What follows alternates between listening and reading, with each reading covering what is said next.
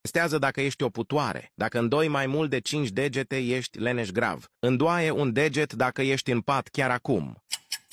Îndoaie un deget dacă amâni munca sau responsabilitățile până în ultimul moment. Îndoaie un deget dacă amâni alarma de mai multe ori dimineața. Îndoaie un deget dacă camera ta e dezordonată. Îndoaie un deget dacă ai dormit toată ziua dacă ai putea. Îndoaie un deget dacă folosești mereu liftul în loc să urci scările.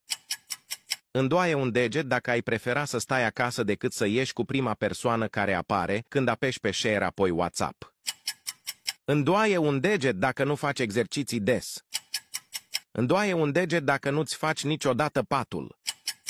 Îndoaie un deget dacă nu ai apreciat acest videoclip. Scrie în comentarii câte degete ai îndoit și apasă pe butonul de urmărire pentru 100 de ani de noroc. Și nu uita să trimiți acest clip unui prieten pentru a vedea dacă este mai leneș decât tine.